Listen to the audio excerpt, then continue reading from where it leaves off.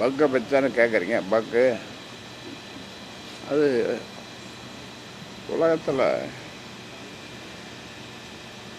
தந்தையே வேவு பார்த்த உழவு பார்த்த பிள்ளை இருக்குதான்னா இருக்குது.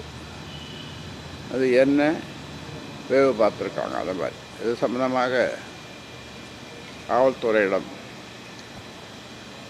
விழுப்புரம் மாவட்டம் கிளியனூர் காவல்துறையிடம் இன்ஸ்பெக்டரிடம் அவரை வரவழைத்து புகார் கொடுத்தேன்.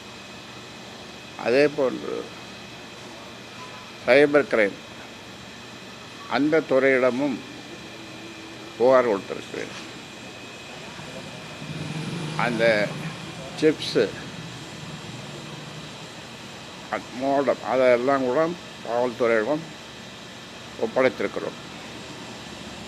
ஒரு பக்கம் சைபர் கிரைம் காவல்துறை, இன்னொன்று நான் ஒரு ஸ்பெஷல் ஏஜென்சி அவங்கள அமர்த்தி அவங்க இது எப்படி எங்கிருந்து யாரால் இயக்கப்படுகிறது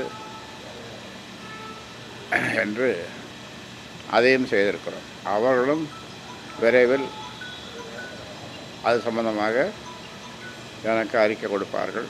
இது இந்த பிரைவேட் ஏஜென்சி அப்படி என்பது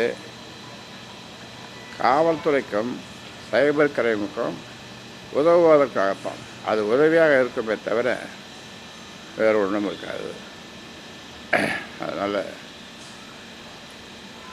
எங்களுடைய கட்சியினுடைய மாநில பூம்புகாரில் மகளிர் சங்க மாநாடு மிக எழுச்சியோடு 2 லட்சம் 3 லட்சம் பெண்கள் மட்டும் கூடுகிற மகளிர் மாநாடு அது சிறப்பாக 10ஆம் தேதி இந்த மாதம் 10ஆம் தேதி நடக்க இருக்கிறது.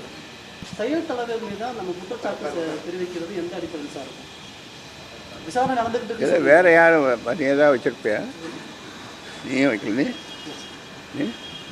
நீ யாருமே வைக்கல. நீங்கள் அவர் தான் வச்சாருன்ற ஒரு இது சொல்கிறீங்களா, கருத்து சொல்கிறீங்களா? இன்னும் வேறு யாரும் வச்சுருப்பாங்க. இல்லை வேறு யாரும் வச்சுருப்பாங்க. தந்தையை மிஞ்சிய தனையன் இருக்கக்கூடாது என்று நமது பிரதமர் அவர்கள் ஒரு இடத்துல பேசியிருக்காருங்க தமிழ்நாட்டில். எங்கே சொல்லுங்க.